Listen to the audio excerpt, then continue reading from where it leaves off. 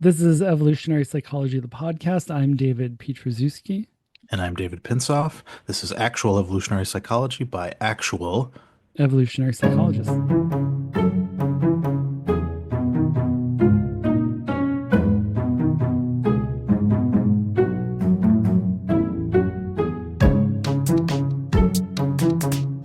David, did you hear that? What? What? I Oh, not. well, nothing in particular. I was just wondering because who we're talking to today is Greg Bryant, and Greg Bryant does all things acoustic. That's right. We get into vocal communication, music, why different sounds evoke different emotions in us, whether those connections between sounds and emotions are arbitrary or whether they have sort of interesting evolutionary explanations. Yeah, Uh, I think for me the mystery of why music makes us feel anything is was partially resolved by this, and I feel like Greg did an amazing job organizing my thinking. And I knew about Greg's work, but even this conversation for me really helped organize my thinking. For example, understanding, yeah, like what's up with music? Why do we feel emotions around that? Why is rock music the way it is? And how is it related to, yeah. You um, will learn why yeah, electric guitars are distorted and yeah. what role that distortion is playing. Yeah, the evolutionary psychology of overdrive. It should be Yeah. the title of of this episode, maybe. Yeah, and then we also talk about Greg's other work. We spent a lot of time on music, which is fantastic. Um, but we also do talk about some of his other work about, and we get toward the end, we talk about humor and laughter. Oh, yeah. Talked a lot about laughter and how it ties in with encryption theory and with my own work on mix-ups. It was a really fun conversation, and I learned a lot and had a great time. Yeah, so this is in acoustic format. So sit back, enjoy, and listen. And yeah, you'll learn a lot and maybe think about what you're doing with your ears slightly differently after you do the following with your ears, which is a weird way to say that, but I guess And I'll stay enjoy with that. listening to a podcast about sound with your ears. Greg, we usually do just, like an introduction before you're on, so we'll just get right into it. Um, Yeah. if evolutionary behavioral sciences were a heist movie, you would be the acoustic expert, is sort of my representation of you. Have you always been an audiophile? Yeah, well, I mean, it's funny you use the term audiophile because that does have a specific meaning, meaning that it's people that are into super high-end gear, and there's actually can be almost a religious element where you think there are differences in sound between the tube amp with the shielded cables, Mm, whatever. yeah. Versus a solid state I, modeling amp that sounds exactly the same. And yeah. that's the thing. So I usually land on that side of the debate because I'm a perceptual psychologist, Um, but I am an audiophile, and that's I was raised by audiophiles. My dad was into stereos, and he was a actually in the sound in the Army Hmm. Corps with yeah the radio corps. Sorry, Oh, nice. Army. So he was interested in that kind of stuff, and so we always had nice stereos. And my dad was really into music, and my brother got into that way. And then he's a software engineer who works on audio compression. So it's a sound situation in my family. So I guess that's where I get it. And then I was obviously very into music from a young age. And so, yeah, I've always kind of been into sound, and that was sort of my attraction to evolution and behavior was the connection between language and music and trying to think about, speech communication and vocal communication in general. Yeah, that's Hmm. awesome. I mean, learn versus innate is a dumb distinction, but I mean, it captures something in looking at your family and being like, wow, we're really all into music. Have you thought about, like, is it that because it was all around, or what's your take on those? Yeah. Yeah, I mean, that must have played some role, right? I mean, it's hard to say, though. It's funny though, the music thing, they're into music listening, but not into music performance. Mm. So I had to beg my parents to give me any kind of musical instrument, and I didn't really get one until I was about 15 years old. I got an electric guitar, and at the time they were probably like, "This is why we didn't want to do this because it was a nightmare Because for you were them." like distortion. What was it? It What? it was a Hondo Strat copy, and Wow. then a Sun 20-watt amp, which that I wish I still had that thing because Sun is a really cool make and it had a Mm. really nice distortion built in. But I was into like speed metal and punk rock. I mean, it was probably a nightmare for them. But I mean, I would have played piano if I had one, and I wanted a guitar when I was 8 years old. I actually asked first for a guitar, and they just wouldn't give me an instrument because I Mm. think they had the classic, we're going to buy it for you, and then it's just going to sit around. Mm. And they didn't believe that I was really into it, and I was. Right. So, in that sense, they hindered my music Yeah, development. I'm sorry. Yeah. I probably would, I would have different skills if I had learned instruments when I was 8. Yeah. Yeah. Like, I mean, in some ways, maybe it would be better. I mean, I don't read music. I understand music theory, conceptually, but I can't sight read. And so if I look at some sheet music, I can't play it on the guitar without, I mean, it would be a lot of work for me to figure that out. Mhm. Um, and so that gives you different skills. Like, for example, I might have developed perfect pitch if I had learned the notes and the theory and the instrument when I was young. And now I'll never have perfect pitch. Once you're an adult, the evidence is pretty good that Yeah. once you pass that threshold, you never get perfect pitch. So I have good relative pitch. But yeah, so there's these certain little skills that you get when you learn early that are just obtainable later. So yeah, it was kind of an interesting combination. They were really into the listening, but not the playing. Interesting. Mhm. Yeah, well, this And is a we, PS, sorry, David, PSA. If your kid wants to play music, my editorial here is let them.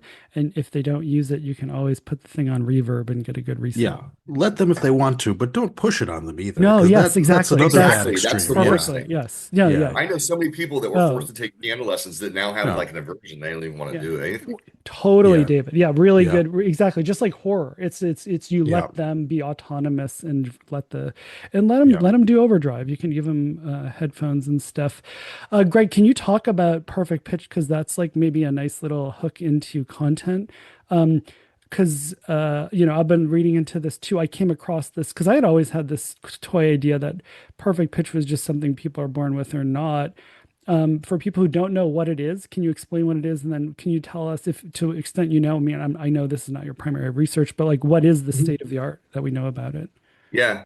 Well, the idea of perfect pitch, in my understanding, is that when a person can map a tone onto a note. So if you hear, a tone of whatever it might be, you can just say that's an A. That's right. And And if you say like do an A, they can hum it or yeah, yep, they can exactly. Yeah. exactly. So they nail it exactly. Yeah. Yeah. And so that's something that you learn that mapping between the sound and the category early. And because obviously the category is culturally constrained, there's no way it could be an A to know an A because A is a cultural invention. Yeah, right, exactly. Right. In Um, German, it's like there's another different note. I know Annie always talks about that. That it's like it's oh, a it's like a different there's like an H or something. It's like I forget the details. I'm completely amusical, so I'm yeah. Is it the phlegm um, note, the huh? yeah, that's exactly. It's Yeah, right guten back to the Tag to beginning. all of our German friends. So yeah, es tut mir leid. Yeah. Yeah, so obviously, you have to learn some system, and there's a lot of them out there potentially. So if it's learned within a critical period, which I think it's right in the language critical period, so it's kind of like before year five. And people, a Mhm. lot of people say, I had perfect pitch and I never had music lessons. It's like, except that one time, they'd always, if you push them, they'd always, oh, there was one little thing. It doesn't take much, I think. Kids soak it up pretty fast. Once you pass that threshold, I think the evidence is that you can't learn it. So you have to have some sort of relative pitch to the difference between it. And so you have a reference pitch, then you can say what the note is if you're really good at it. You can learn And, that. and can I just interrupt? Is it that because I mean, so I know somebody with perfect pitch. Like it's when they play a note or you do a note, it would be like asking the most people like what color is this? It's like, oh my gosh, of course it's red, right? It's like it's boring. And I'm just like, I don't know how you do that. Is it that the lessons create the discrete mappings between the notes, or is it just that you need a linguistic label, but the cognitive shelf for that note is already there, if that makes sense, or if, I don't know if I'm making Well, I mean, the instruments produce, there's not a lot of variation. So, I mean, if they learned with a bad piano, for mm, example, then that would probably screw the mechanism up. okay. Hmm. Because then people later would say they'd play A440 and then they learned it like A452. Oh, I Then see. they would, that might, I mean, that would be kind of a bad experiment to do. Yeah. Shouldn't do that. But I think that could mess it up. So I the thing see. is that people are learning with instruments that are tuned properly, Mhm. to like a regular piano that's tuned reasonably. But I mean, there's probably some error in there. I see. So it's the But then, intervals. They're actually learning the yes. the fundamental frequency intervals, or like what counts as a step in a continuous range of frequencies. They do, except actually you learn it without reference pitch. So you add a context, just one note, you Hmm. can do it. So that means it's not necessarily about an interval, because an interval is two or more Oh, notes I see. I was using the or wrong two term. I notes. just meant a space. Sorry. I should just shut up. Yeah. I know nothing about music. Yeah. Yeah, the interval is a relationship between two notes. Right. Yeah. Right. And so they learn those too. And you learn the scales and all that stuff. You learn it in a different way when you're young. Mhm. But yeah, so but just out of context, they're doing a mapping to some category, whatever it might be. If it's, if you're Western music, then you're learning the letters. But then in another system, you're learning it in some other different way, but you're mapping the frequency to the category. Got it. So I'm curious. So what the relationship is between our representation of sound and the objective reality of vibrational frequencies? Because I know we were talking with Nick Graziano about the relationship between our representation of color and the objective facts about color. And we were going into this cool idea that like we view white light as like a kind of purity or absence of contamination, right? It's just like there's nothing there. It's pure and bright, but it's actually, if you look into the physics of it, it's the opposite. White light is all the Right. different wavelengths just sort of smushed together. And it's weird that our representation of white doesn't quite fit the objective reality of it. And there are plenty of other ways in which our representation of color doesn't quite fit the objective facts of color. Like, if I see a red object in different lighting conditions, the frequencies of light that are hitting my retina are going to be very different, but I'm still going to see it as the same color. This is color constancy. We see an object that looks Yeah, that's a crazy looks the effect. same. Yeah, Mhm. crazy. That like the objective frequencies of light are totally different, and yet it seems exactly the same from our perspective because color is designed to identify and differentiate objects and not to necessarily accurately represent reality. So, are there similar ways in which our representation of sound is different from the objective physics of sound, or is it more accurate than it is with color, or how do we think about this? That's a great question, and I don't think I have a great answer other than I would suspect, I think it's more accurate Hmm. that those properties in the world are there to a more substantial degree, whereas color is reflected off. I mean, some would argue there is no color in the world in a sense, right? That Yeah, it's like we're constructing it, yeah. and it does change in context considerably. I mean, there are contextual effects, I think, in sound where. Um, the same sound presented in two contexts would be perceived differently and then represented differently. Oh, interesting. So it's But like sort of an analog to color constancy. I think there's some similarities there, though I Yeah. can't really come up with a really great example exactly. But in like auditory scene analysis, which is the study of how people perceive the auditory environment, how you localize a sound, and how you decide that these frequencies should belong in this belong to this source and these Mhm. frequencies belong in this source, even though it's coming in as a wash of Mhm. frequencies. We have this coherent separation of sounds that seems like that sound's coming from there and that's coming from there, even though all these frequencies are all around you and you have to parse it. Mm. So in that sense, you're constructing these representations of things that are probably not completely accurate as a function of what they really are and what those things are emitting. Mm. But I think it's more accurate than in color. Color seems to be more constructed, but Mm. I'm not going to bet much on that conjecture. But I mean, a fundamental frequency is a fundamental frequency, and I think we're detecting that in sources that have it in a way that is pretty. The mapping is pretty isomorphic. Yeah. Is- I mean, it seems like the selection pressure for auditory scene analysis or knowing when certain sounds are coming from a particular source would be, there'd be huge selection pressure on that. Like to know, to differentiate the One more birds of from the this. rustling in the leaves, from the potential sound of a predator or someone else sneaking up on you. Like being able to make those fine-grained distinctions probably would have had huge fitness implications. Yeah, So like how big is it? yeah, how big is it? Yeah. Is it approaching? Is it receding. Those are really important distinctions, survival relevant distinctions. Uh, Yeah. uh, But there are, I mean, that's you just brought up a good one, like John Newhoff stuff with auditory looming, right? We yeah. overestimate how quickly something will arrive, and we don't have that same thing for a thing that's moving away from us. So Mm. there are going to be various kinds of, air management issues and distortions and Yeah. Greg, Mm. I wanted to ask, either you can pick which one you want to do. One is I have this feeling that like vision science has its own conference. Does acoustics have its own science, and is it as Sure, yeah. large?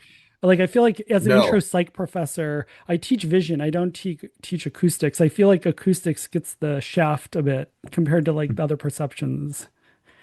totally. The main journal, one of in my opinion, the best journal in the field for acoustics, JAZA, Journal of Acoustical Society of America, its impact factor is like 1.4. I mean, it's not there's not a lot of work. I mean, there is a lot of different kinds of stuff like underwater acoustics, and I mean, Hmm. it's a crazy field, and a lot of it is not psychophysics. A lot of it's just pure. It's just engineering and Yeah. it's other not psychology or even behavioral science at all, but.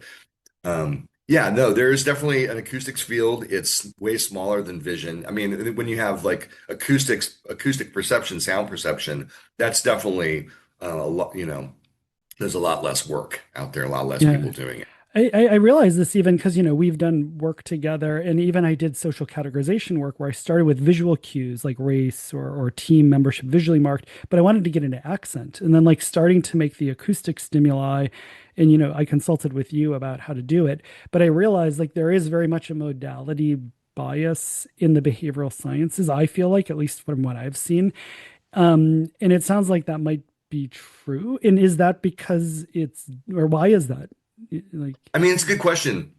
Um, What I do think is auditory perception and vision perception share this feature that they've made a lot of progress in understanding how the brain does it because of an inherent functionalist perspective from the beginning, right? So people have been studying auditory perception since Helmholtz. hmm, And so I think we, like vision perception, we have actually a better understanding relative to other areas of our psychology. We understand vision better because I think of the functionalist perspective and being able to come up with theories that are testable about how, and then you can look at how it happens in the brain.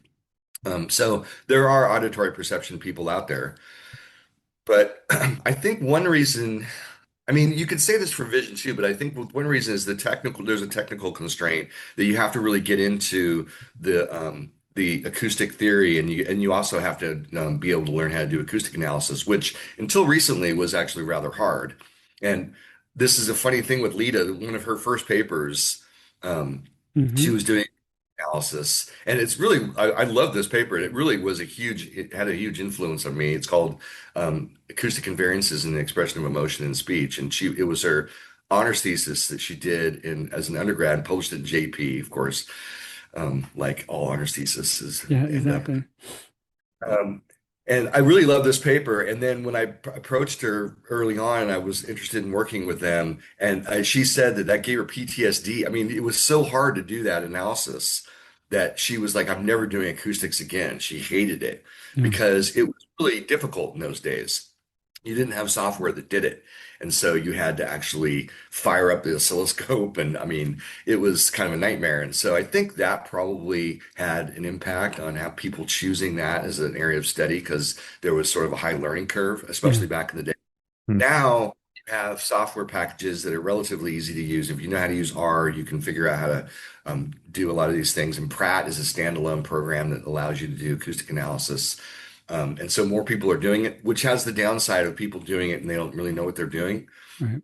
So, but more people are doing it because it is accessible. And so I think that it's probably going to get better, but for some reason, a lot of people just are not drawn to doing that kind of work where you're doing psychophysics essentially. Yeah. That's what I like. Yeah, I always talk about my favorite movie is Jurassic Park, and I've watched it so many times, and like what I realized after watching it multiple times is the sound engineering is so important for highlighting, and Spielberg does this with all of his movies, is the sound tells you what to look at in the scene, and you don't even Right. realize it. But like, yeah, it's just such an interesting thing of like sound is so important, and but it's just I find it funny that it is so there's so much instinct blindness generally, but then Right. even among like behavioral scientists who take an evolutionary approach, there's like I feel like there's just not enough acoustic work. Like it's like extra instinct. Yeah, no, I agree.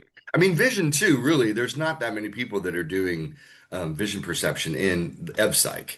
I Hmm. mean, you have Yeah. people in doing cognitive psychology and psychophysics that do vision. Like we had one guy in my department where I went to grad school, Bruce Bridgman, who was into evolutionary psychology too.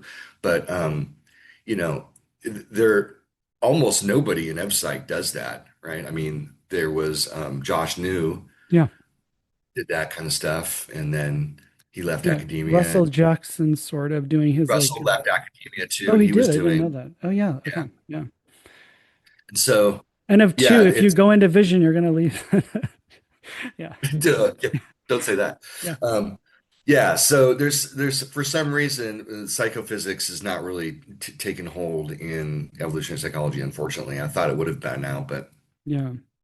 That was, and I was going to give you a choice, but that was the question. The other question, like, because this is a big, hard question, and maybe we can just pause it.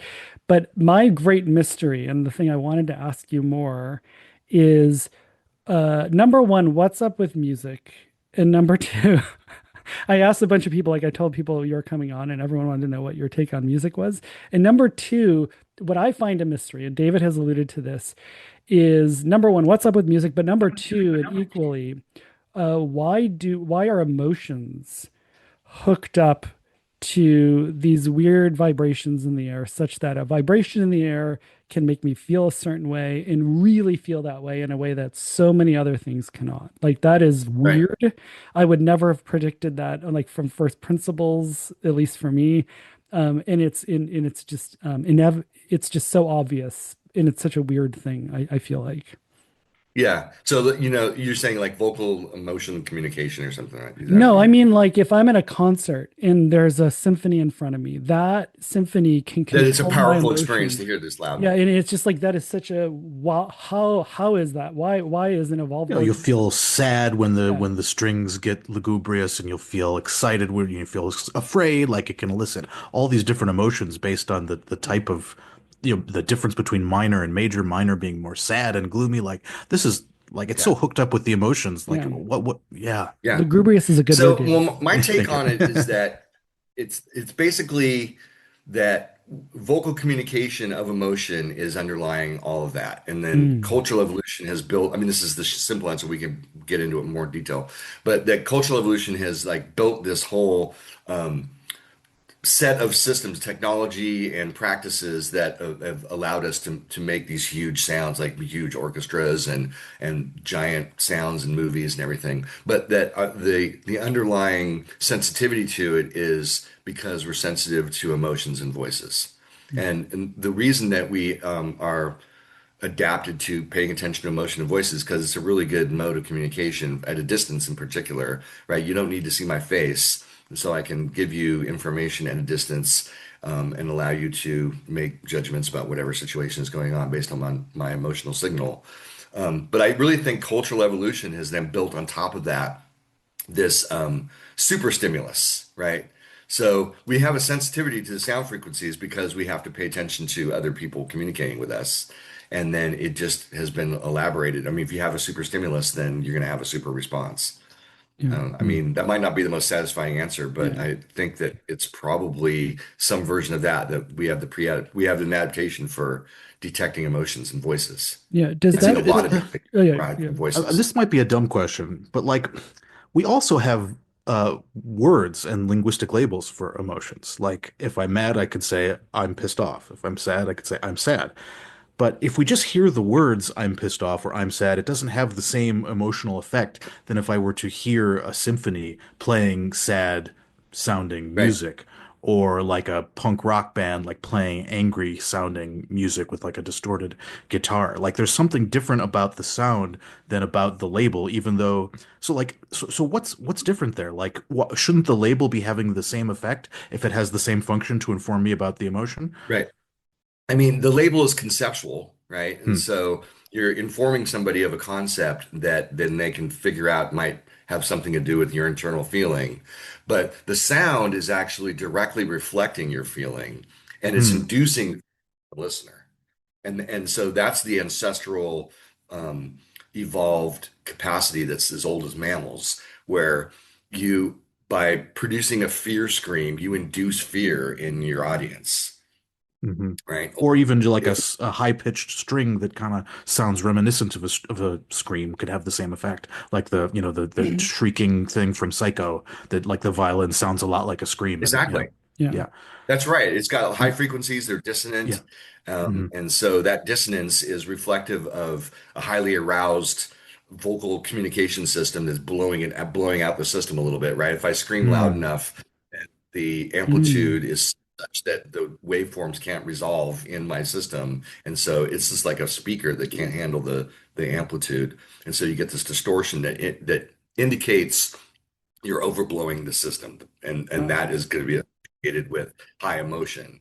And then when you perceive that as an animal with the ability to map that sound onto some sort of physiological state of the sender, and then that arouses you to actually have that state to some extent as well. So that's a very Interesting. reductive stance to rock and roll and overdrive and rock and roll. Yeah, Yeah. So Paul and I have a paper on that exact topic. It just that's came out awesome. recently. Awesome. About cultural evolution of distortion. And yeah, I mean, maybe that's a sad for punk rock or whatever, but I No, mean, it's Wait, awesome. interesting. So when we hear a scream, we're responding not only to the pitch but also to the distortion. David, you're getting an echo. I yes. think your mic is still on. Yeah, for some reason. Speaking of Speaking of sound, audio, yeah, yeah, we've what is never going had Yeah. on? audio issues before, but, Is that but Greg is here, so did it go we got away? Oh, I Am I bring good? it audio went issues away. with me, Yeah, man. Okay, that's weird. Anyway, so I are got we are lots of we audio issues. yeah. so when we feel afraid at the sound of a scream, what is triggering it is simultaneously the pitch and the distortion? Right. And which is a function of the loudness. Right. Hmm. But yeah, so there are not what we call nonlinearities. Yeah. This is kind of what in bioacoustics, what a category of different properties of sound that are have that association with harshness. So there are subharmonics. There's chaos. That's basically broadband kind of noise. That's the one that I think is most used in music. But then you also have other kinds of um, side bands and other little weird phenomena that are oftentimes just um, bands of energy that are not in the harmonic series, and so they can create these sort of dissonant kind of sounds. But the deterministic chaos is the one that I think is the closest to distortion, which is just broadband noise. That's a great So band name if nobody's done that. Right. Yeah, broadband totally. noise. No, deterministic chaos. Deterministic chaos. That's a great band So So it's interesting. So in terms of, the evolution of signaling, what we're talking about is an indice, where it's not necessarily a costly signal. It's just that there's something about A little intrinsic to bit. the production of the signal that makes it a reliable cue of, say, physiological arousal, that just as a byproduct of the body amping itself up and pumping itself Yeah. full of energy and tensing muscles and tensing vocal cords, it will, as a byproduct of that, raise the pitch and the distortion of what's coming out. Is that Yes. basically? Okay. Yeah. And I mean, I think these things started as cues and then they get Yeah. ritualized into Yeah. signals. And so then those nonlinearity features, nonlinear Well, features, would be exaggerated, right? Yeah. hmm. Essentially. Yeah, Got and it. so Greg, this byproduct idea or this elaboration, cultural evolution, evolutionary byproduct idea, does it? No, I have two questions. One is the idea that there are design features that it's really about conspecific vocalization, or is it a broader thing where it could be other animals, or like Definitely just could the be other acoustics, animals. or even the acoustics of non-living things, or is it really seem like it's about living vocalizations? Yeah, I mean, I think there probably there's some general principles of the sound features of stuff in the world, that, if you hear a big sound like of trees falling Yeah, down, exactly. that's scary. It's not because it's derived from your perception of animal vocalizations, Yeah, right? And so we have all kinds of auditory scene analysis mechanisms that are, right. but the so something, But the emotionality, the claim is that it seems to have design features that are for the living world yes, vocalizations. and for the other animals as well as people, right? Right. Yeah, So I yeah. mean, Okay. Yeah, yeah. interact with other animals, you want to know if you're going to get bit Yes. or Yeah. world or whatever. Yeah. Yeah, if other So, animals are screaming, that's important information for you as Yeah. well. Yeah, Yes. You're like, nope, not my and that'll species. I scare don't the care. hell I out don't of you. care. yeah, yeah, yeah. I mean, a big dog that is growling at me is going to scare me as much as almost any person would, Yeah. Yeah. um, in the right context. Okay. Um, All though right. I like dogs so much, I might be like, oh, come on, it's Yeah. okay, Yeah. Yeah. But so we're definitely there's actually an interesting paper showing that people can detect arousal in vocalizations across all animal kingdoms. So even Wow. like insects make, Wow. and Wow. frogs and birds, and I mean all kinds of animals have the same kinds of properties in their threat displays, which is that there's Hmm. noise and it's loud, and people Yeah. can arousal even in very distant animals, and so probably all animals have that basic So ability. is interesting. So is the thing that we're picking up on loudness and distortion that the louder and more distorted it is, the more we infer physiological arousal? Yeah. I mean, that's what has been shown now. I mean, I feel like there's another element that I've been struggling to measure, and other people, nobody's really got a good handle on it, but it's vocal effort.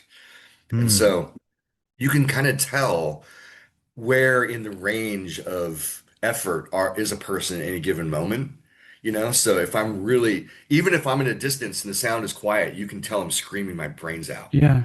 And Hmm. it's not the absolute loudness that's giving you the information. And so Yeah. there's something about telling where people are in their range. And I think it's true for pitch as well. So you Wow. can tell where people are landing in their ordinary pitch range. And we're usually more towards the low end, right? So I can go much more high than I can go down, Hmm. right? So I mean I could go down a little bit, but I mean I can get up there.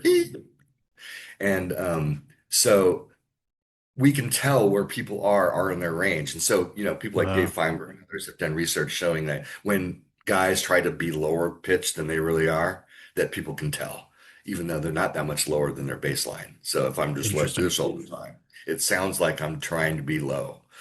Hmm. And so that vocal effort and also pitch effort or whatever you might call it, I think is an interesting thing that's really not been explored. And I think it's hugely important because how people manipulate that in a given context could be important for, figuring out what they're intending. And Interesting. Can we, so I really like the example of hearing a scream from far away, that we still know it was a scream, even though it sounds quiet to the ear. It's sort and of we can tell analogous. that they're screaming as loud as they can.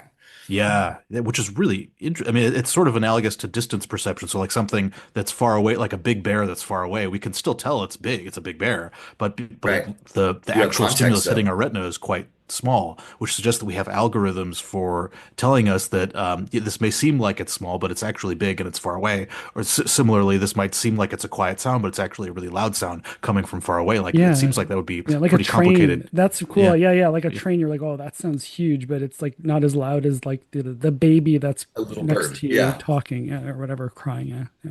Right. Yeah. I mean, with vision, you often have context that the sound doesn't provide. Hmm. So if you see a bear, I mean, even if you don't know bears are big, you see a thing and you go, I can tell how far it is. I can see the trees, and that thing must be pretty big if I can see it from here. So the context helps a lot. Whereas if you just saw a dot on a screen, a bear in a distance without any context, you wouldn't know. But if you heard a sound, no matter what, you'd be able to Yeah. hear something without Yeah. context. Yeah. Hmm.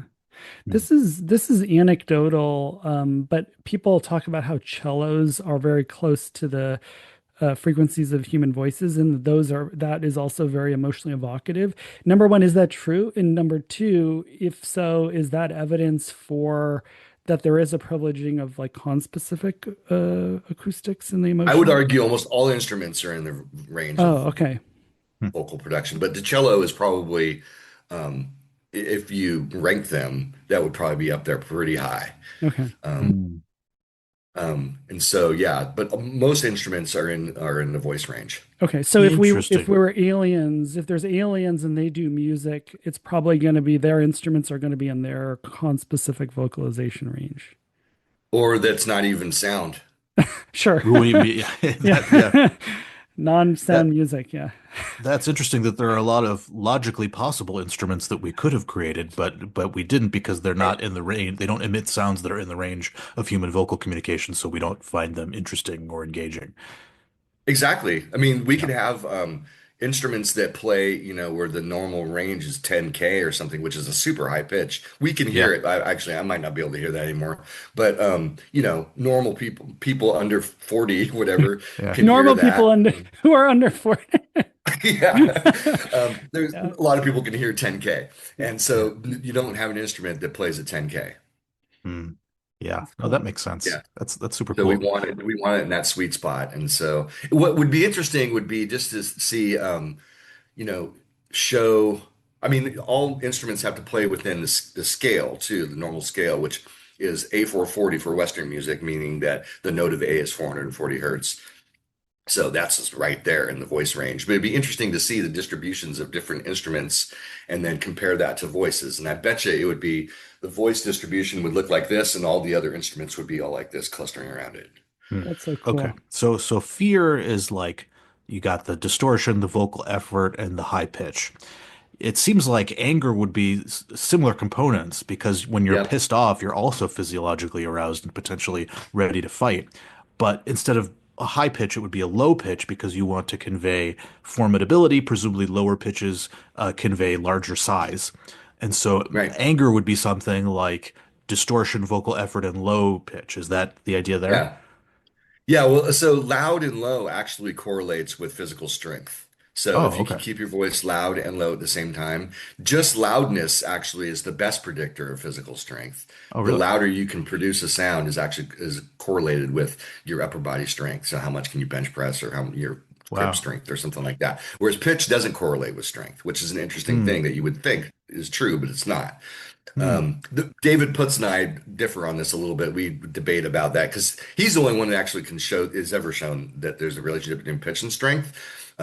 I've tried to do it a bunch and I can't show that, and other people can't show it. So Hmm. we debate that. He had, and now we have a paper actually together that I guess will come out someday that is a meta-analysis that is showing at least a small effect of pitch. I'm not really a big believer in the pitch strength connection.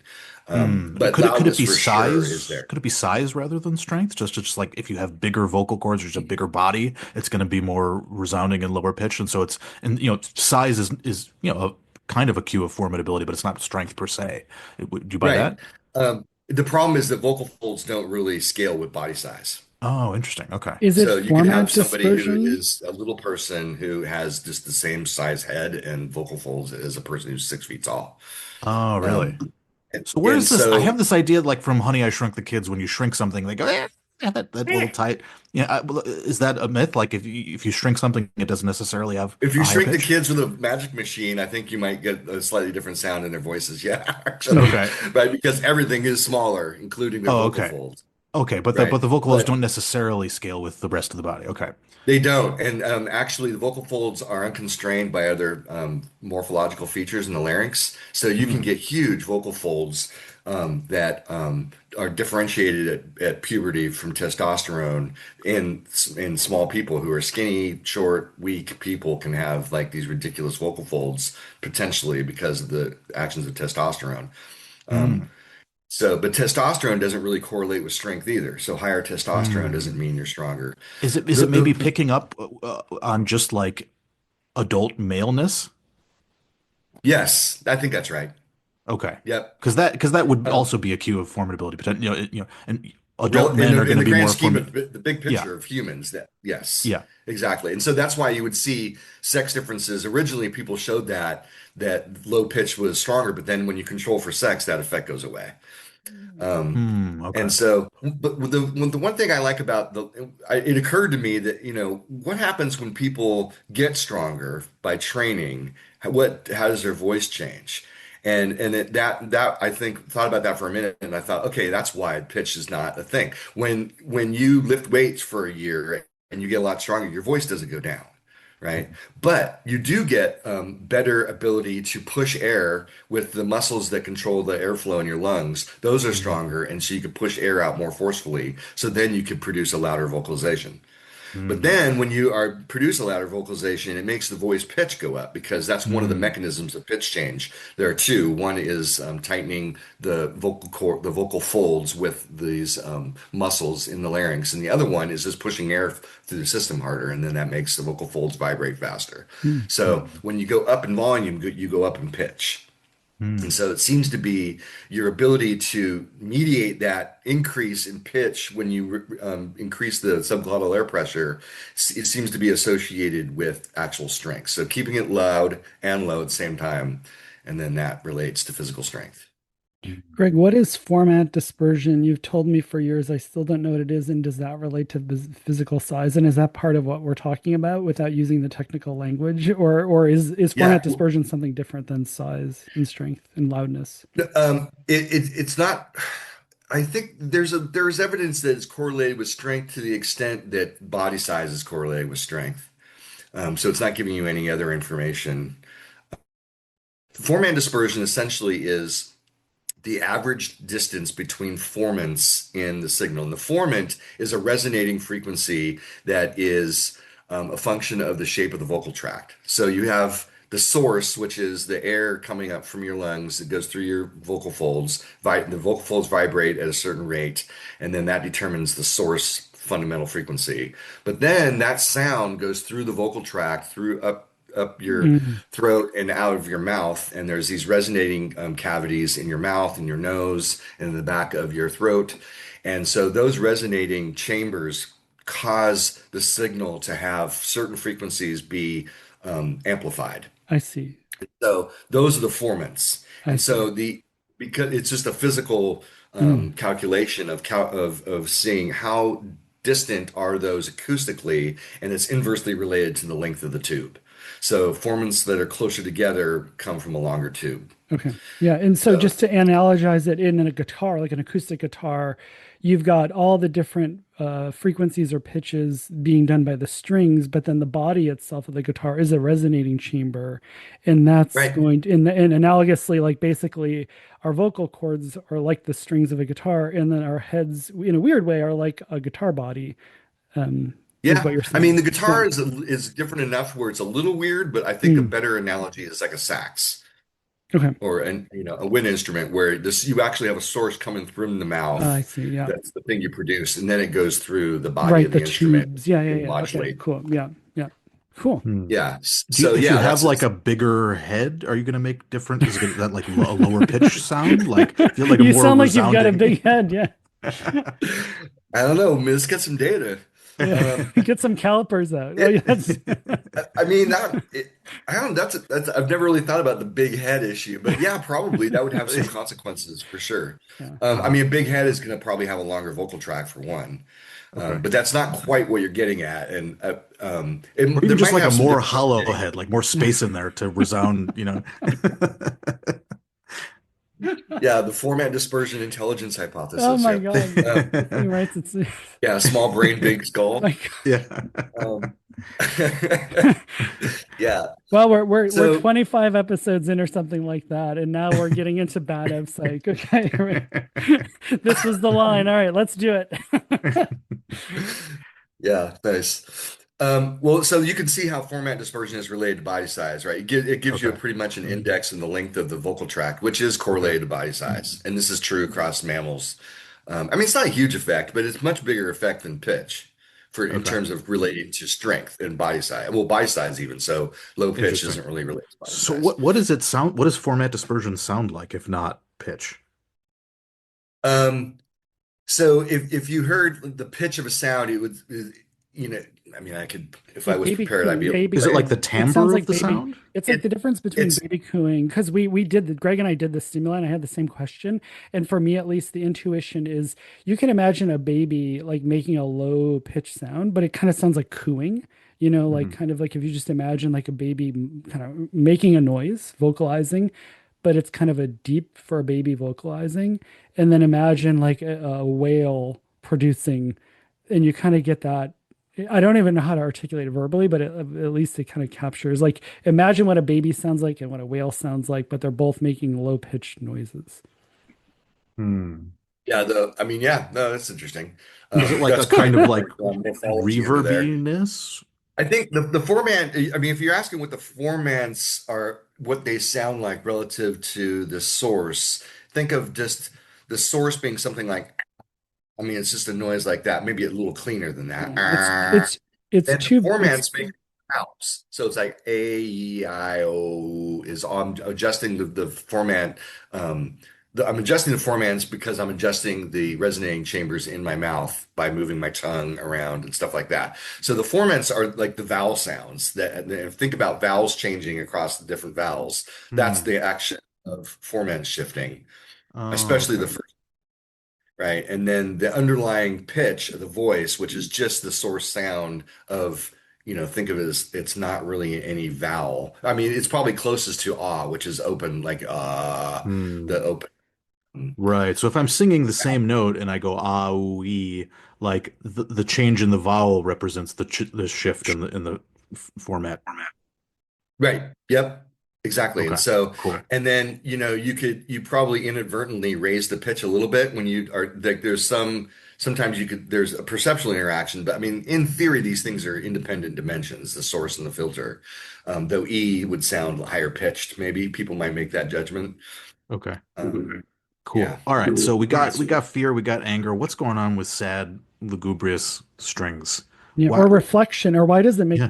must reflect too? Because I think there's also Yeah. like it's not just like seeing a snake; it also feels like it controls our thoughts. To put it too crudely, um, Hmm. right? Like, why do I feel reflective? Yeah, Yeah. that's interesting. Um, I mean, when you're sadness, you're trying to solicit assistance at some level. If you take like the Ed Hagen like approach to communicating sadness, which I like, there's something about you're expressing a state that is not an immediate state about a moment where you need to act quick. It's more of it's something about a long-term situation, and you're Mm. soliciting support in some way, or you need whatever you need at least to check on who's your ally and I mean it depends on the context. So I think that I like the idea of it invoking inflection or a reflection because you have to think about like what is happening, what is being communicated. It's not as simple as something like I'm going to attack you or I'm scared of a thing. It seems like it's about other more complex long-term phenomena. Yeah, So and I don't want to be like we're all on this journey together. Like I don't want to do a gotcha thing here, and I'm not doing it in this spirit. But like one thing that I'm puzzled by is why there's fluidity with first and third person. Like why is it that if I hear sad music, I don't just react as if I'm hearing something else that's sad? Why is it right, that it feels like it's in my head? Like I think that's the other part of it is like Mm. why is it almost equally likely that it's almost as if this it's coming from me, which right. feels right. Like, Right. and I don't know if that's Or again, or at I'm the not, very least, like someone you care about. Like you could imagine yeah, like your enemy being sad and you not feeling sad, right? In yeah, fact, you might even feel happy because your enemy is right. sad, right? Yeah, but I'm like But a when you whimpering animal. It's not like I'm like, oh, where's the whimpering animal? It's like who's sad around me. It's like I hear sad music and all of a sudden I'm like starting to reflect on the things that either were sad for me or Sure. might be sad. Why is it in me? Yeah. I mean, that's a good question. I mean, the first past answer is that it's also because of affect induction, which is what I mentioned before. Like the fear scream makes you scared, yeah. right? And because that causes an adaptive reaction. And so I think all of emotions are communicated could have that kind of inducing effect, Mm, right? I mean, it's contagious. And so sadness can be contagious, as can happiness. Laughter is very contagious. And obviously, fear and anger are contagious as well. And so I think what you're describing could be some kind of conceptualization or conceptual, um, translation of this inducing sadness effect. mhm. Hmm. That would be my first pass answer. I have to think about that for a little bit, though. Yeah. I would Sadness is also an interesting one. Yeah, Yeah, I would also bet that sadness would be lower in vocal effort, lower in distortion, lower in volume, definitely. because in Yeah, that case, what you're signaling is that you're not physiologically, or that you're depleted down in regulation. terms of, yeah, down regulation. You're defeated, you're tired, you're immobilized, you're incapacitated, whatever. Like when you're in a sad state, your energy reserves are much lower, and that is what is being signaled, presumably. Like Yes. if I think of like a lot of sad music, it's often very quiet. Uh, Yeah. Yep, exactly. And there's, I mean, the melodic contours are very much like sad vocals, sad speech. And you were talking earlier about, you know, why certain tonality, or how did you put it? I mean, there's tonality and scales and other kinds of musical features are associated with the emotions in the speech. So when we're speaking in more sad tones relative to anger, for example, there are different kinds of frequencies that are highlighted that are associated with those kinds of melodies. hmm. And so, like all these different kinds of musical properties are you can show have been derived directly from the vocal expression of them. So that regulation, the descending contours in the melodies, and yeah, you don't have evidence of high arousal, so there's not distortion. I mean, a sad song with distortion ends up. I mean, I guess you can have sad punk rock or whatever, and it has distortion in it at some level, Kind of but it's sounds like an still, oxymoron. Yeah. yeah, Yeah. like I can't, you it's hard, I'm heard, having a hard time imagining like a sad electric guitar, or a sad, loud, like if distorted it's electric. loud, It's like, distorted, yeah, yeah. then it's gonna sound, yeah. It's definitely. I mean, you'd have to be pretty good to like get that across, having those kinds of I mean, you could characteristics, but it sort of, also could be relative you, to other music that the person is producing, and then you hear the relative emotion, even though out of context, maybe it wouldn't be taken that way, Mhm. potentially. Yeah.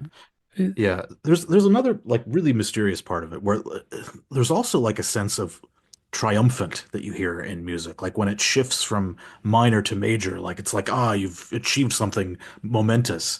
Like that is really mysterious to me yeah. because that doesn't seem to relate to vocal effort or distortion or anything like that, which would be a valid cue of physiological arousal. That's just purely in the tones and the change from minor to major, and that. I have no idea what's going Right. on. Do you have any idea what's going on there?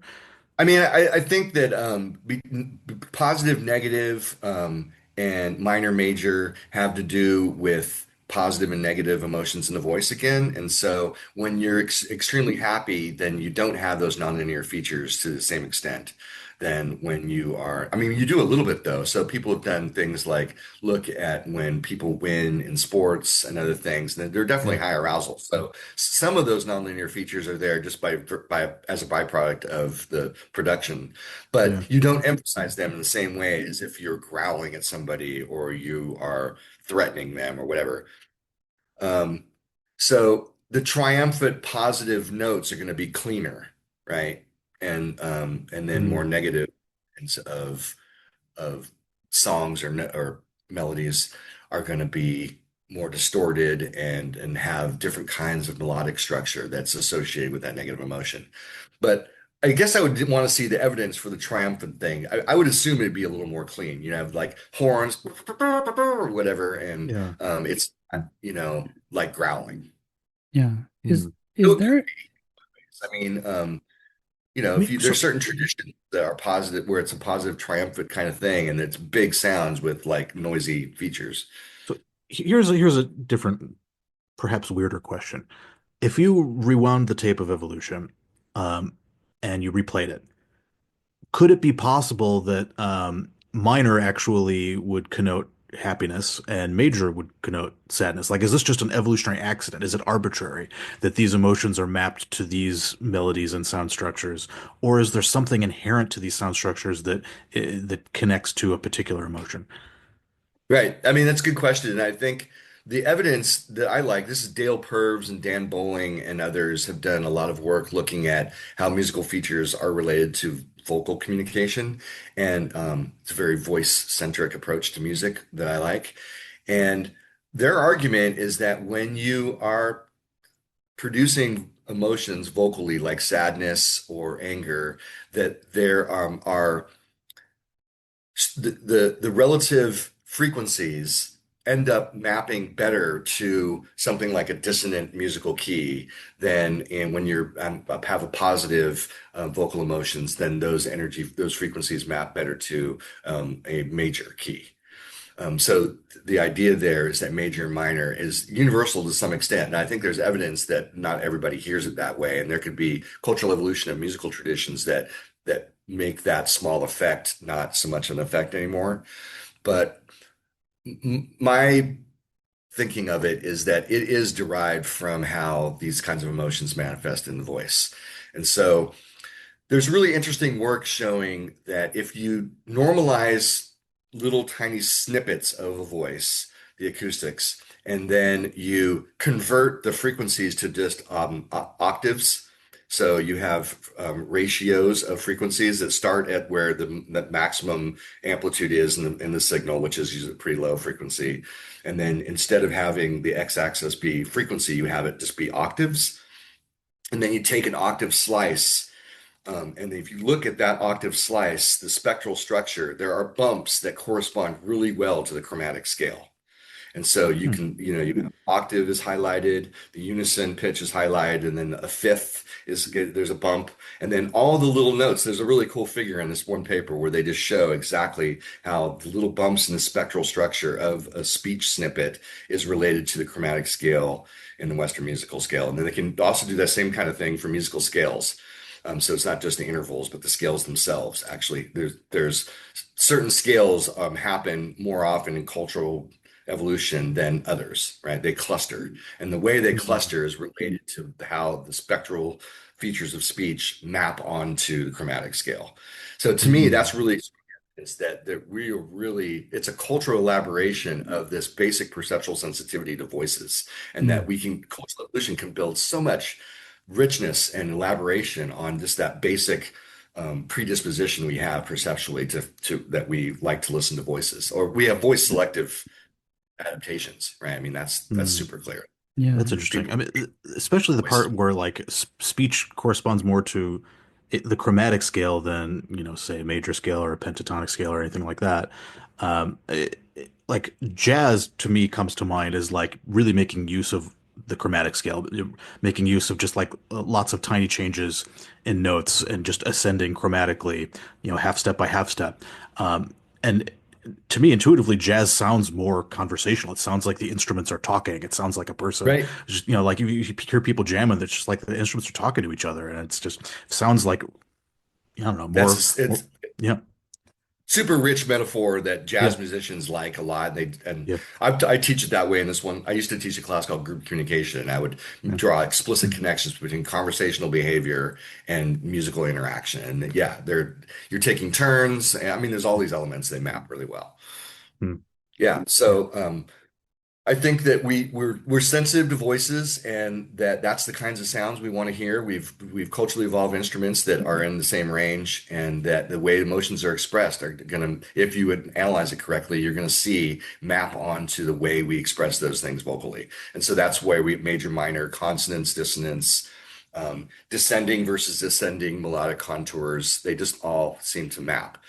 But then you Hmm. have all these other features that cultural evolution uses to build musical traditions that then it's crazy when you think about the music variability out there, and that what basic adaptive problems and that originally music solved is not going to predict all the elaboration we see that culture has produced. Hmm. And you just mentioned music being and solving it, or was it a cultural adaptation? I mean, what is your take? So, I mean, there's one idea that, cultural selection or biological selection made music an adaptation, the big A, the A word, the onerous concept. What is your take? So, I mean, there's one idea that, music evolved for social bonding, for example. Yeah, I'm less What's your into that one. take? What's your take on that? Yeah. So there's a really good BBS thing that Max Krasnow and Sam and Ed Hagen and I wrote a BBS Target article about this. And then it was, I think, the only time this has happened in BBS where we submitted two Target articles. So we did one, and then another group of folks, Pat Savage and Tecumseh Fitch and a bunch of folks produced one that was about social bonding. Because we did this conference in Paris or outside of Paris many years ago where we were talking about the origins of music, and then two camps kind of happened, us four and then everybody else that Hmm. likes social bonding. So we decided to do this BBS thing. They took both papers and then they solicited commentaries for both. It's just huge. It's like a book. Wow. And there we go after the social bonding idea. And I don't want to pick on that here too much, but the idea is that because you can show effects of people playing music together, cooperate more and like each other more, and there's all these sort of proximate effects, they argue that it's for that. And we make the case it's actually not well suited for that, particularly just because it has that effect doesn't mean that the adaptation is Right. to cause social bonding. And we make the case rather that it's better to think of it as credible signaling. So when you have a practiced effect of a coalition producing a coherent, obviously choreographed show that takes practice. It's an honest signal of time spent with one another. It gives an honest indicator of how well you coordinate your actions. And and so then you and the idea is that that could have caused selection for the ability to entrain physically with another person, which is a human specific adaptation. Almost no other mammal can really do it well, where you can actually readily learn how to entrain to another person with their motor abilities. That's something that only people can do. And so if you're going to look for a musical adaptation, I think you got to look for why would people be coordinating their muscle movement like that Mm. in a super fine-grained way. So that's the argument that Ed and I had developed a long time ago. That's my first paper ever published, arguing that you're giving an honest signal of coalition quality by coordinating and music is a vehicle to do that. And then Sam and Max had sort of developed this idea about how infant caregiver communicate or caregivers signaling to infants that they are actually honestly have their attention, and that promoted this motivation to produce melodies that got the infant's attention. And then it's hard to do that while doing other things. If you're singing to your kid, you could be doing some other things, but you definitely they have your attention. Mm. And so that's an emotional communication mechanism that is sort of exploiting the predisposition for detecting emotions in voices, right? Some lullabies sound like friendly, affiliative kinds of vocalizations, but they're just, ritualized, highly ritualized. And so their argument was that that could be the origins of melody, is that initial singing between for caregivers singing to their offspring. So we just make the case that these are two examples of credible signaling that could form the basis for some adaptations that are actually for music. But then most other things that we incorporate into the music faculty, as they say, are byproducts of other things that we have. So that's my view is that there are a couple adaptations plus cheesecake, Mm. right? And Pinker's idea of vibratory cheesecake is sort of the hypothesis to beat, in that it's culturally cobbled together all these mechanisms that really have solved all these other problems. And language is also plausibly a lot like that. Like, what specific adaptation is there for language? That's a big question. I mean, now it's getting reduced down to recursion is the only thing. I mean, even that's questionable. Language is a whole nother.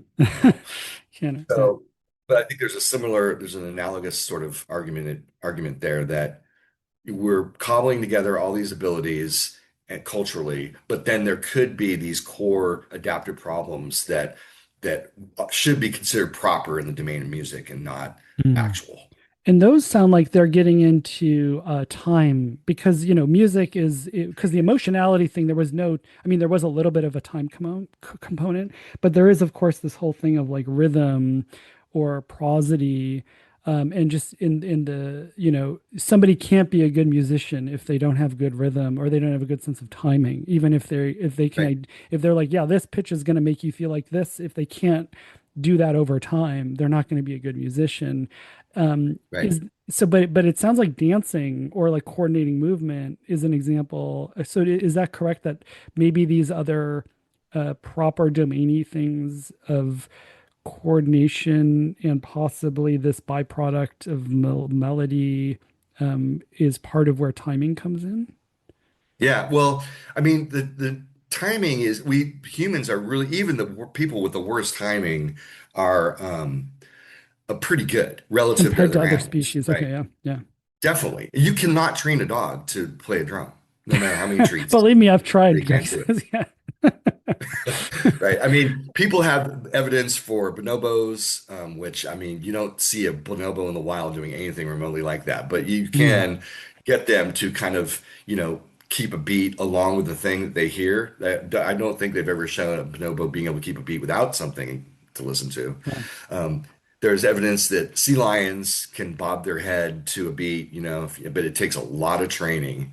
And and then birds can do it. So there's the famous Snowball the cockatoo who dances. And Hmm. cockatoos are well known to dance. And so all these animals are vocal. Sea lions are the exception, which is an interesting one. But all these animals are vocal learners. So any animal that needs to pay attention to the periodic features of some other vocalizer and then being able to make the same sound, and you have to learn how to do it. It's not something that's just genetically endowed. You actually have to experience the thing to produce it. Animals that do that can then keep a beat to some exogenous stimulus Mm. and then have the perception action coupling ability to then move their muscles to the thing that they hear. But there's very few animals that actually have that ability. Sea lions are interesting because they are not vocal learners, but they are in their clade, there are vocal learners. So there's a latent ability in there that's not expressed in that species, but the ability is clearly there. And then other related animals can do it, are vocal learners. So um, Hmm. I think the Well, I evidence is mean, pretty good that vocal learning is important for entrainment. And so anybody, any human is at least is kind of an expert in that sense. But then to be really good at rhythm is then you're tapping into like the best Mm. people Right. Or maybe on the that emotional expression dimension. of like the timing of David, I know you're gonna say, is there any evidence of emotion and music linkage? So like are really good musicians better at linking emotions and sound or emotions in general? Yes, yes. So trained musicians are better at identifying emotion categories in music and in voices. Not cool, much, but there is an effect for Mm. sure. cool. But then trained musicians are better than a lot of things. Yeah, It's yeah, like yeah. there's Right. so many variables. Like when you're a trained musician, that's a pretty privileged situation. Sure. So you probably have a lot of advantages. Yeah. And also, people, you learn music, just learning music enhances other cognitive abilities. It's sort of like exercises for the brain. And so if you're doing music, that's good for your brain. And it activates all areas of the brain. Music triggers, unlike most other things. Hmm. Interesting. Uh, why do I remember so vividly and connect so deeply with the music I heard during my teen years, maybe early 20s? Like, I feel like everyone has that experience where they really connect with music at that age. Yeah. And like all their favorite stuff comes from that era. Like, my dad still listens to the Beatles, like he's listened to that growing up, and like all those old bands from the 60s. Like what there's a strong age Yeah, effect there. huge. How do you have any Right. sense of why that is? Yeah. I mean, I think it fits really well into the coalition signaling argument because Okay. think of music as cultural capital. You're learning the music of your culture. Hmm. You have to learn the songs, you have to learn the scale, the musical system, right? And you learn that like language. So as soon as you learn the musical system of your music, then you start being unable to make distinctions in other systems. And so you can't, like Western music listeners can't hear that the sitar is out of tune, for example. Um, there's kind of the famous story of Ravi Shankar tuning up his sitar for an audience, and he finished tuning, everybody clapped, and George mortified, and then he said something like, "Well, if you like that, I hope you really like the songs." So we are like language. We close ourselves off to other languages once we learn the distinctions that are important in our language. So think of that as like the musical capital that you've learned. I like the capital idea, and so during puberty, you're sort of there's I think like an imprinting process where the culture, a lot of cultural phenomena, including whatever it is happens to be in your culture. In our case, it's like TV shows and music and movies and sayings and accents or Yeah. whatever. And I think clothes. Yeah. Yeah. at puberty a little bit, and then or memory systems are they're I think there's probably could be adaptations there that are sort of imprinting those memories. So you remember the lyrics, you remember the songs in ways that you don't remember things later. And it's not just because you're getting old and you can't remember. It's there's something specific about that pubertal time. And so I think it's in an ancestral environment, that's just the way that you adopt the culture that you're from, and then you can honestly signal you're from it. Because if you come in as an outsider, as an adult, you won't have that effect. And so it would be easy to detect that you're an outsider. And similar to like Dave's work on accents, right? There's a certain thing about you learn accents, and it's hard to actually go into a group and pretend you're from there and have the accent. Like I don't think I could ever go to some village in England and pretend that no matter how long I lived there, they would always know I was not one of them. And so I think music's the same way, and that's the effect you're describing is basically that process of encoding the musical culture that you grew up in. Hmm. And so most people are like, music stopped being good after that, right? I mean, Yeah. it's just like Yeah. Yeah. I predict like when people think music started sucking is like when they were 30 or whatever. Yeah. Yeah. Uh, Has there I been mean, work on that? Has there been I think work I'm an on? exception. I'm always looking for new music, but the Yeah. what? Has there been empirical work on that? Very little actually. Hmm. There was um I shouldn't say that. I was going to talk about an EHB paper. It didn't make it, but yeah, not enough work on that. I've always been fascinated with that idea, and it's in some ways, some aspects of that are quite tractable. I mean, you just ask people about what Yeah. music they like, Yeah. how old they are. That showing the tendency would be easy. Yeah. If you didn't show it, you fucked up. I mean, it's like Yeah, it's in clear The as that. Simpsons. So Homer Simpson, there's a classic quote from the 90s Simpsons that rock achieved perfection in 1974, right? Like when they're listening to music in the car. Yeah. Yeah. So, but then I think what is a more difficult thing is to try to measure how that might impact other aspects of your judgment about other individuals and other social effects. And I don't know. But yeah, that's a really interesting and super robust effect, in my opinion. Yeah. Hmm. Yeah, totally. I have a weird thing where I'm thinking about coding again. Jeez.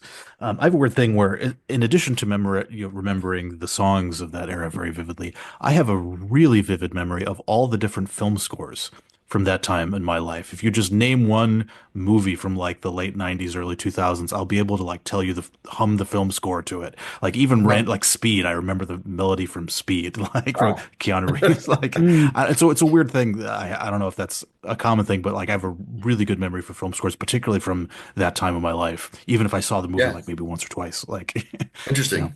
yeah, Yeah, I mean, you're obviously pretty into film, right? So then that's an yeah, attractor for you, right? yeah, And then that example is interesting. So I'm older than you, and so that is not a period that I know, right? I yeah, wasn't watching as many movies back then, and I certainly could not. I've seen yeah. Speed maybe twice. Nah, I don't know, that's not true. But there's no way I couldn't even identify it in a forced choice, probably. Yeah. Yeah. Yeah, It's funny. yeah.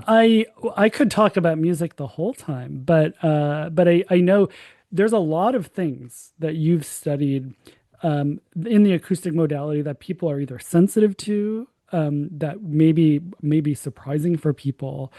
Um, are there ones that you think are cool or exciting? I mean, they're all cool and exciting, but are there particular ones that either you've done in the past or that you're working on now You that mean are areas of research or topics or yeah, yeah, yeah, yeah. I mean, things you're doing or colleagues, but yeah, yeah. I mean, because I don't want to have people just leave with the impression that you're doing just music.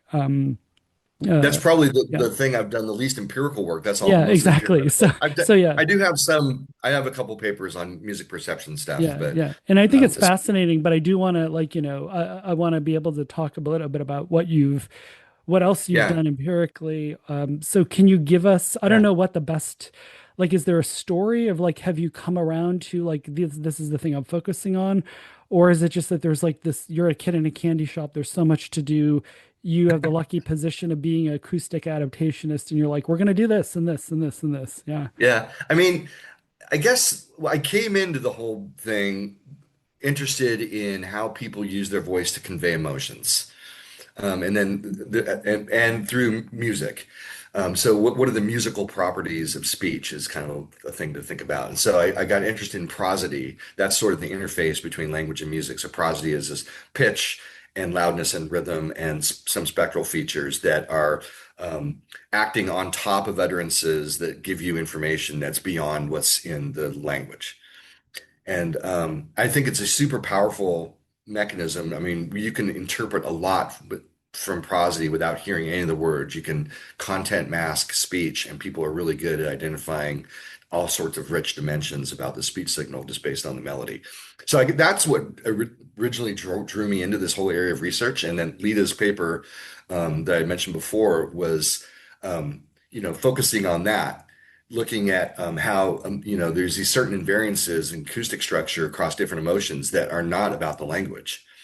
And in 1983, that was kind of a novel idea, kind of. And so, so I got into that. And then I started studying spontaneous speech. When I got my PhD, it's in cognitive psychology and psycholinguistics was the emphasis in the program. One of the big things. And so I started working with my advisor, Jeannie Foxtree, who studies spontaneous speech, not from an evolutionary perspective. That was an issue, actually. But so we kind of settled on this topic of verbal irony and the idea of whether when people produce verbal irony spontaneously, like sarcasm, are they doing some particular thing with their voice to express that indirect meaning, or is it an illusion? Which she thought it might be an illusion because she studied what syntactic disambiguation. So people think that when you have a syntactically ambiguous utterance, then when you say it one way versus another in context, people think they say it differently. But if you look acoustically, they don't. And so if I say a man eating fish, and people are like, and then you might think of a man eating a fish, or you might think of a shark, right? And people assume that you say it differently when it's one thing versus another. But if you look, they don't really. And so we kind of hear something that's not really there. So she thought this was true for sarcasm. I didn't. I thought sarcasm actually did have some special thing that was helping people understand that it was sarcasm. And it turned out we were kind of both right. It's less than you think. It's pretty ambiguous, but there are certain things that people do when they're speaking ironically that are, I think, helping listeners understand it. So people slow down. For example, that's the most robust effect is a speed change. And so when I was studying irony, and that was sort of the way I could get into experimentally looking at the effect of prosody on people's language processing. But then I noticed people were laughing a lot, and that was a signal. And so then that got me going into like, well, where's laughter coming from? And then there was some existing literature on laughter as a play vocalization, which I was like, yes, that is it right there. And that's now still I'm doing a lot of work like that, looking at laughter as a play vocalization in non-human animals, including. But that's how I got into laughter, is from this irony stuff. And then I realized laughter is this really understudied and super tractable vocalization that gives you a window into the evolution of vocal communication. That's really nice because it's homologous across all mammals, but it's incorporated into our linguistic, into speech. And then it also is a good example of a vocalization that is produced by the vocal emotion system, which is a separate evolutionarily conserved system that is used to produce crying, laughs, pain shrieks, copulation calls. And then there's the speech system, which is a different control system for articulators in the larynx and the mouth for speech. And it's a different system, and only one can actually control the vocal apparatus at a time. So that's why crying children and laughing people can't talk, right? Because that system is hijacking vocal production mechanism. And so the speech system can't get in there. And that's why when you're talking and you're laughing while you're talking, then you're giving evidence that you're laughing from the volitional system because it's actually happening with speech. Otherwise, if you're really laughing, you have to stop talking. So laughter is this really beautiful vocalization to study by looking at how these two systems interact. When we're unique in all animals for having two vocal production systems like that. This volitional system is super important for language and speech. And then turns out that I think one of the targets of selection for that volitional system is emulating the production of the vocal emotion system. So we do fake laughs, fake cries, fake orgasms, fake pain shrieks, or whatever. Mm. And then that creates this whole extra level of dynamics if you're thinking about like game theoretically and like how you're going to understand the equilibria that emerge in communication systems when now we have this added level of volitional control that just makes it way more complicated, so Mm. you could potentially be faking almost anything. Interesting. So laughter is a totally cool vocalization to study for that reason. And now I've been getting more into bioacoustics. So my grad student um, is the director of a gibbon conservation center in Santa Clarita. And so she's got 40 gibbons. And so I've been getting into gibbon. And gibbons are interesting because they do a lot of duetting. So they do territorial um, um, displays, a mating pair, duets, and they give information that this is our territory, and you can get you can glean like how long they've been together, and there's other aspects of their duetting that give you important information about the ecology. And they produce these the crazy vocalizations, these gibbons. And then I have a postdoc who is studying dog play vocalizations, and this is more connected to laughter, where looking at dogs, and we just went and did some foxes last week.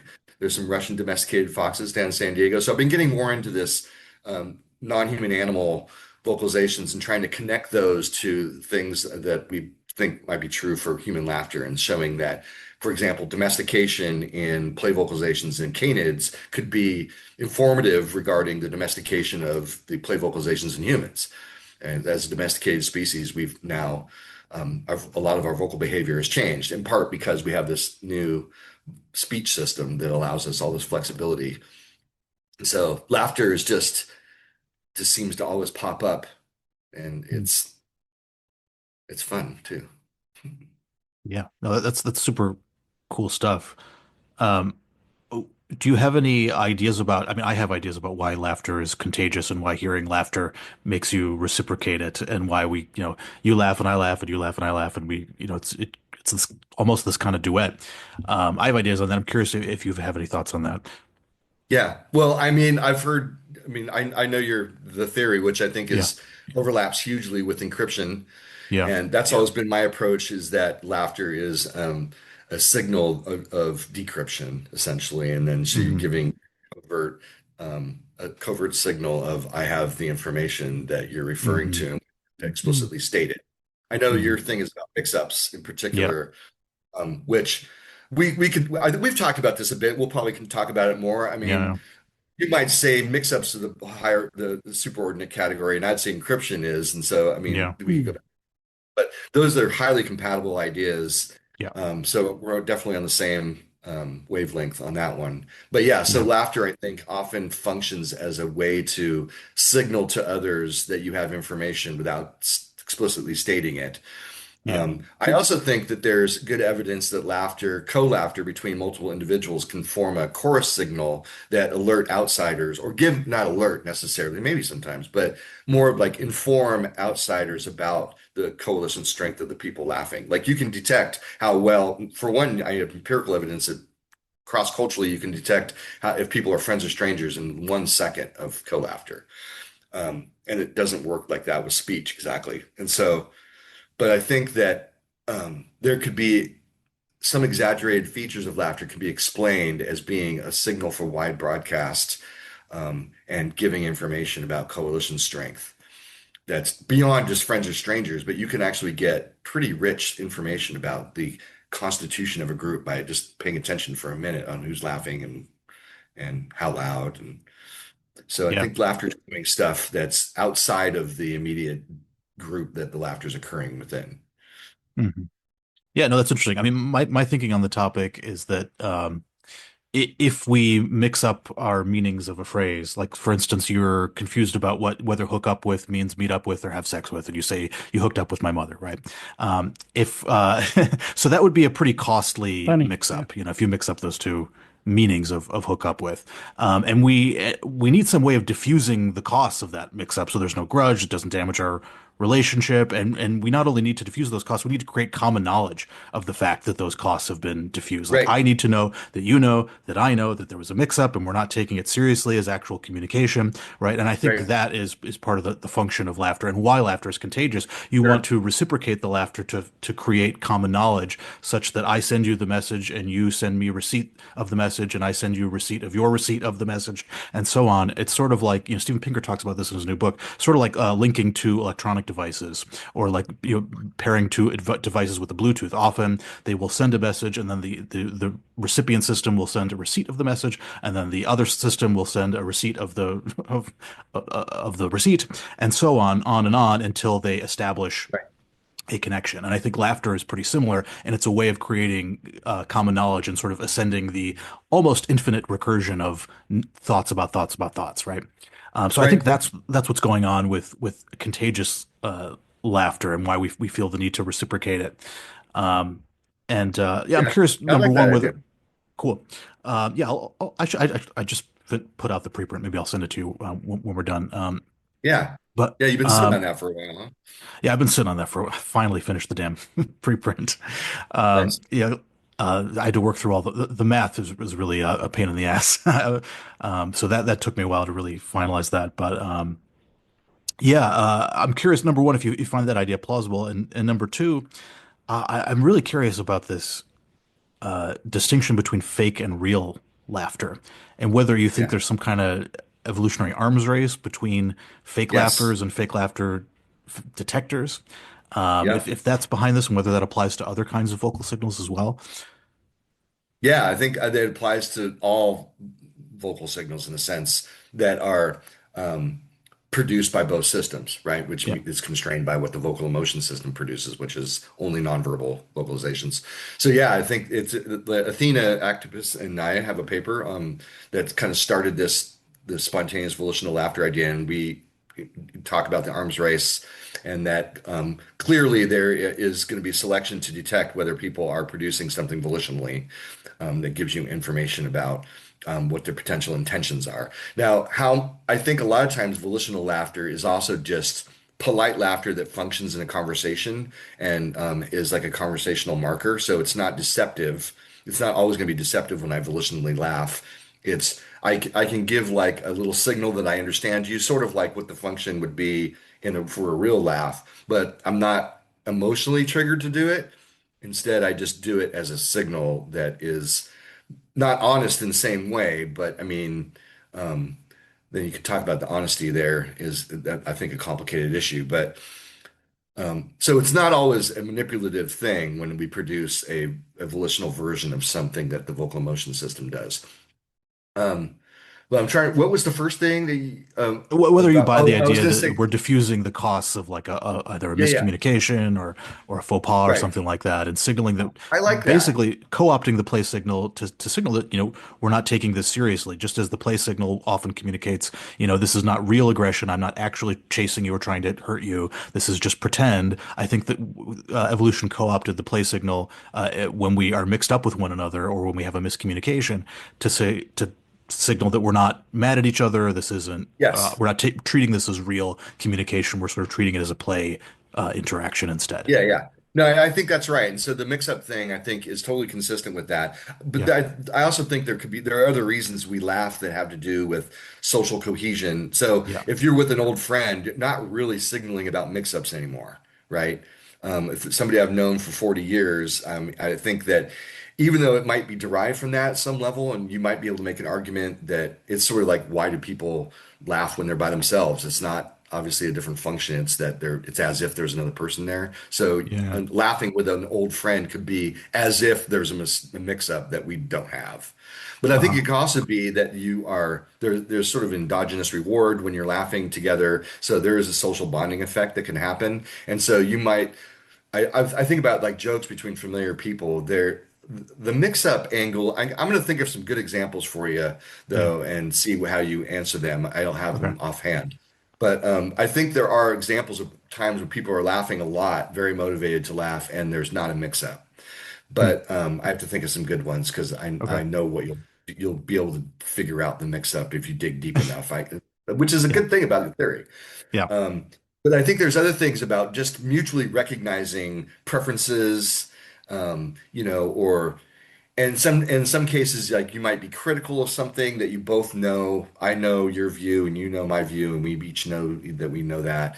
And so there's no need to signal that exactly anymore. But there's still like that has a pleasurable element to it that causes us to still engage in the signaling system. And so it could be that it came from a mix-up, and now it's taken on this other kind of function, which also could be a motivating proximate mechanism for generating a signal that other people can hear that gives information about our coalition status. So I guess Yeah. that's consistent with your idea that it's not just about those people figuring out a mix-up, but and like I mentioned before, it could be about signaling something to other people outside of the group, which is why it's so loud, right? Laughter is really ridiculously loud for what it should be doing.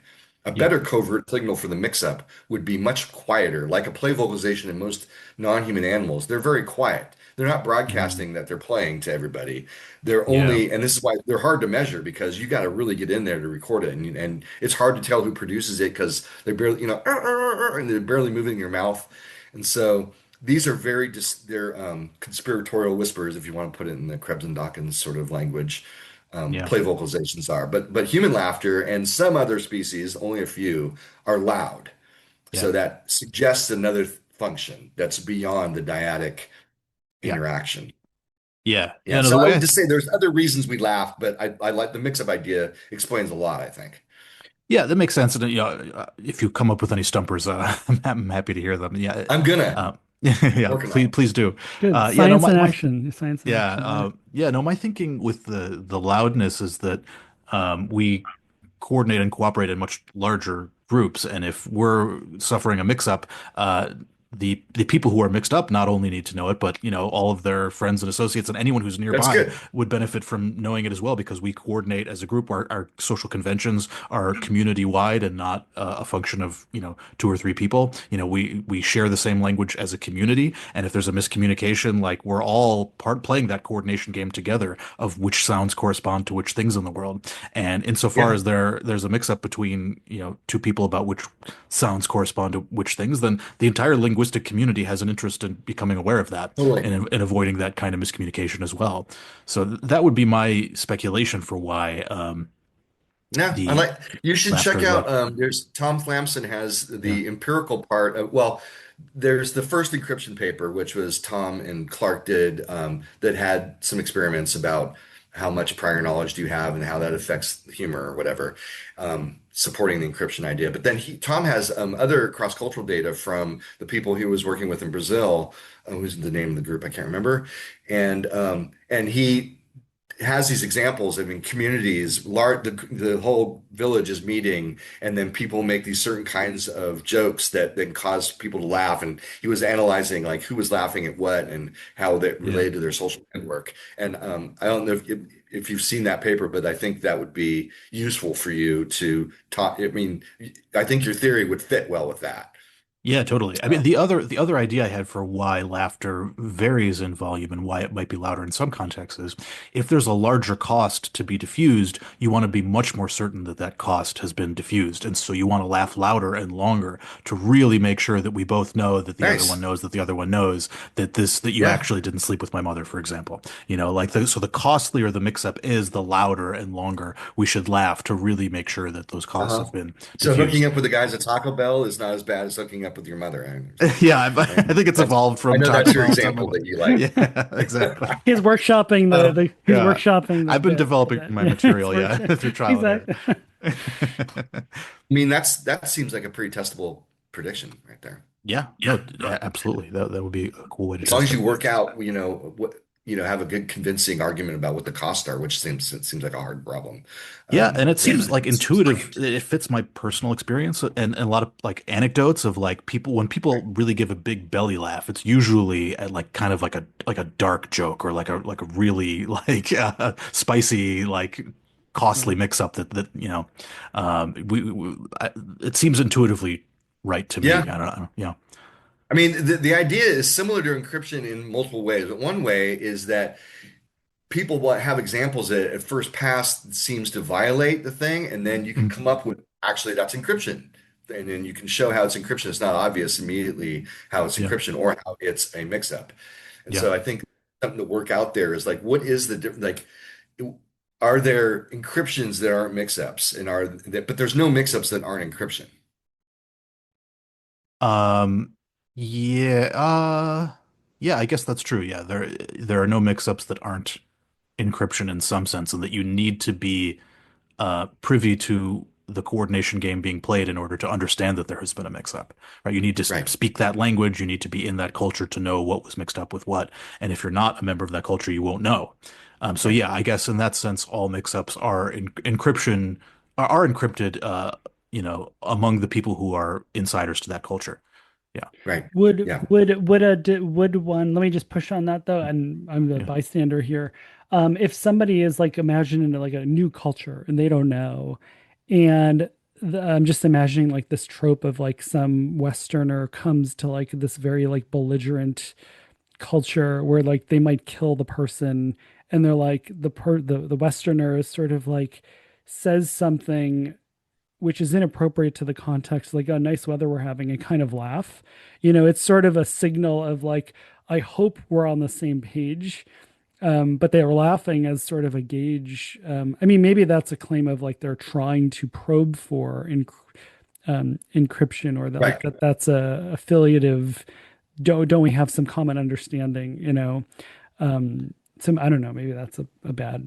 No, I mean, I Yeah, think that that fits within David's idea for sure, and it's yeah, an encryption thing that you're trying to exploit their understanding of the signal, even if the con they we have mutual knowledge that the con we don't have the common ground yeah, to for the language to handle it, but then I'm signaling as if we do yeah, as a good thing. Like I'm trying, yeah, and now it yeah, yeah, sounded like being insincere in your laugh.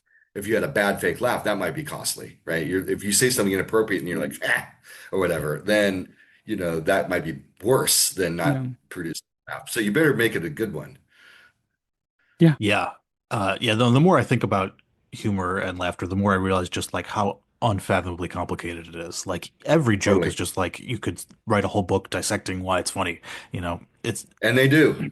yeah, yeah, and just like the, I Have know you it's true. dove into the humor literature? I'm sure you have. It's Oh, I'm like, sure. Yeah, but even beyond the funniness, there are like really complicated game theoretic constraints about like the incentives of different actors in the social network and whether they should laugh or whether they shouldn't or whether how loudly they should laugh or like what their interests are in terms of whether they want those costs to be diffused or not, whether they should try to fake laughing if they don't get the joke, like really complicated considerations that I feel like, right, with cost for yeah, whatever decision you make, and then yeah, it opens up a whole window of cost and benefits that hard to go back on.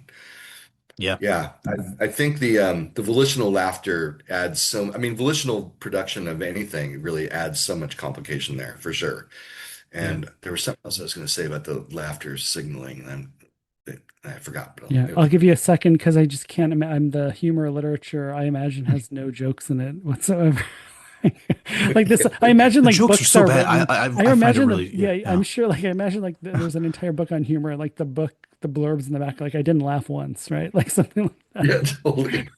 Yeah, Yeah, well, I'm killing trying to humor, solve that problem. one My chapter at a preprint time. Oh, has it's some funny. genuinely Oh, funny good. jokes. Oh, At great. least according to me. Well, it has like all the movies that I grew up with, all the comedies like Yeah. Dumb and Dumber and stuff like that.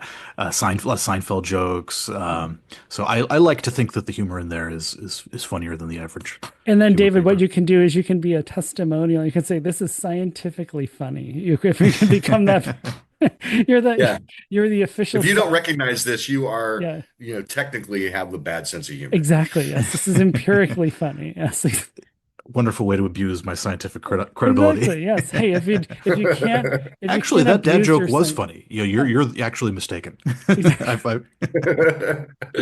Well, and that's the thing about both of these ideas, the mix-up and the encryption, is that it explains why jokes are not universally funny, right? I mean, Yeah, it's all context dependent because yeah, it depends what we're talking about and what the rules are, um, and so yeah, no other theory of humor really has been able to point at that quite a bit. There are a lot of theories of humor out there that approximate and yeah, capture some subgroup of jokes, and it's also the emphasis on jokes Yeah. because I think it's been they've gone too far. The people that study Hmm. humor Mm. are thinking about the joke as sort of a proto humor.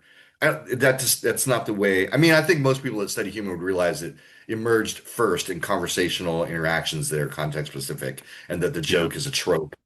But it seems like there's way more like punchlines and all that kind of stuff. I mean, yeah. Comic timing too is a super rich, Hmm. yeah, fascinating. I'm sure there's tons of like things you could do with that. I doubt, people have done a fraction of the experiments and studies that you could do Yeah. studying comic timing. But like, I yeah, I mean, mean, I think it were. Oh, let's go ahead.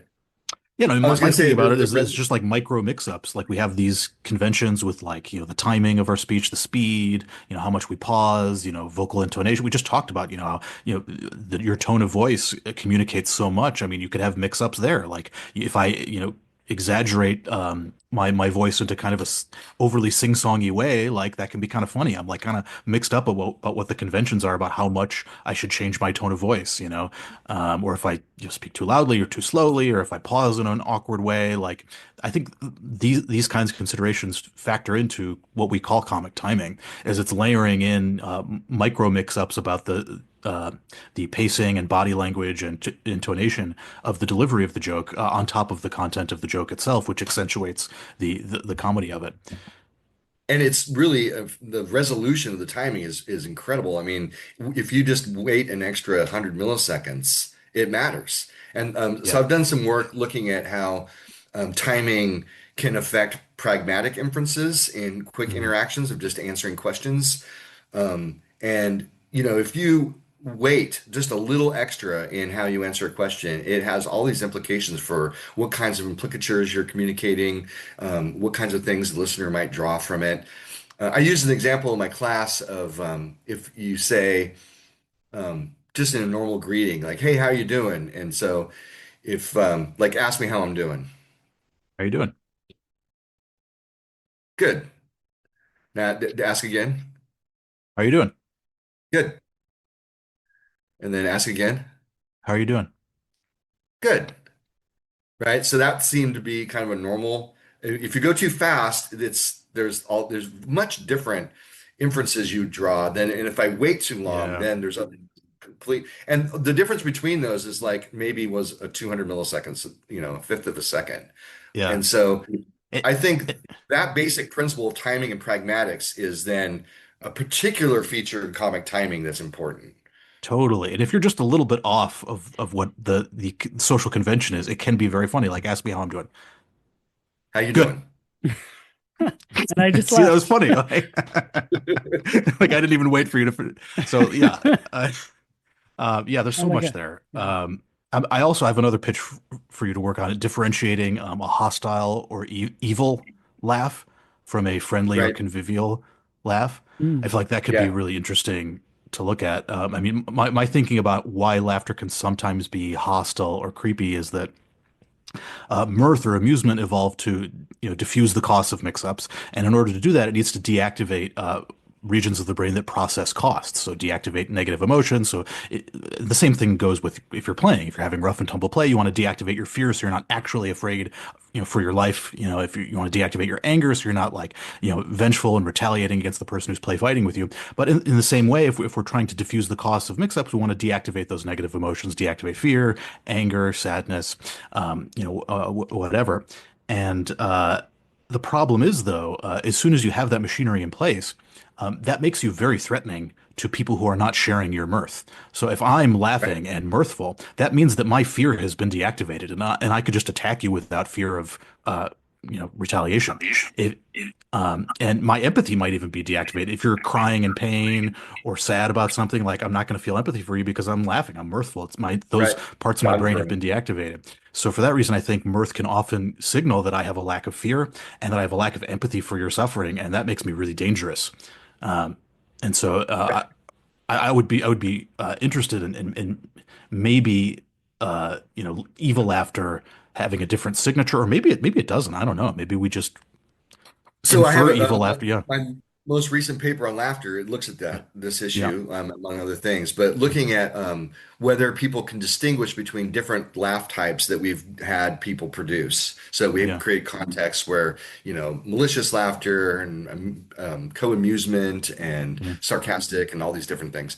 And it turns out that it's really the dimensional view of emotion is the best way to predict it, and in Yeah. particular valence. So it seems that laugh does work on the dimension of valence, so you can Yeah. tell positive and negative, but we mix up positive categories at a high rate, and we mix up negative categories at a high rate, and also with the machine learning algorithm does the same kind of mix-ups. And so we can Yeah. see what the acoustic features are that are associated with these different laugh types, and then how those acoustic features predict its valence almost completely. A little bit of arousal too. So the idea of a malicious laugh, like the whatever, is really a kind of a cultural invention that doesn't exist in ordinary discourse usually. Mm. But I think what you're saying is right in that a context where you're laughing and you know the other person's not laughing and they know Yeah. that they're not laughing, and then Mm. hike up a little more negative sort of energy in there to make it sound a little darker because laughter can be very intimidating in certain Yeah. contexts. It's not always positive, Yeah. Yeah. obviously. And so, in fact, it could be linked to any emotion. Yeah. But yeah, so I agree that there could be situations like what you described where the laughter is really communicating something about your lack of empathy or your lack of concern for the other, and it's not about correcting a mistake. Yeah. Um, Same way. And Yeah. but there's no categorical evil laugh. Yeah. Um, I think I mean, other than in movies that are trying. Mwahaha. You have to Yeah. practice your evil Yeah. cackle. Yeah, nobody does that seriously, right? If Yeah. you hear Yeah. that, they're doing the trope. Yeah, Hmm. Interesting. But I'm sure it plays on, like this, like I think it's what you're both were saying is like, I mean, a trope would be like you're a kid getting picked on, and the kids who are picking on you are laughing, right? It's exactly what David's saying. I mean, that's the proper domain of this trope, right? Yeah, it's not yeah, that Yeah. that yes, laughter is the cackle, but it feels like it, and then yeah, the trope, the cackle sort of plays on that, yeah, elaborates. yeah. I mean, I wonder how universal it is. It probably would be recognized pretty widely. I mean, I imagine I always do the Schwarr test because I've been there and I can imagine how they'd react. And it's like, what would a Schwarr person, how would they react to like a prototypical malicious laugh like from the movies? And would they understand in a forced choice, is this happy or is this well, it is happy in a way. That's part of that's Yeah, part of the Yeah. yeah, talking about. yeah. They're happy that it's bad for you. Yeah. They're like, why Right. does everybody in your culture monologue when they're and tell the protagonist what they're about to do so that they can foil the villain? Yeah. You But know, I so would love maybe to it would see be if there's, confused with happy. yeah, it might. I mean, you could ask like, what is the moral character of the person laughing? And like they might be able to say like There that's you that's go. a bad dude. He's Right, gonna he's do bad. some he's gonna, hurt some people. Yeah. He's happy doing bad. Yeah. Yeah. Although Yeah. these days it might be like, oh, isn't that the third Spider-Man movie or something, right? In Shoreland, like, Well, right. Yeah. Those kinds of experiments are becoming harder and harder to do yeah, to really get an isolated group. yeah, yeah, Even then, I mean, when I was down there 20 years ago, I mean, I think somebody had a Madonna poster inside their hut. I mean, you know, yeah. Subjectively, this is the Chris Von Rune thing where somebody who was like 2 days upriver and he was like, Did you hear Michael Jackson just died?" And Chris Von Rune was like, "What?" And we actually checked because we had him on and I verified because he told me this when we were in grad school.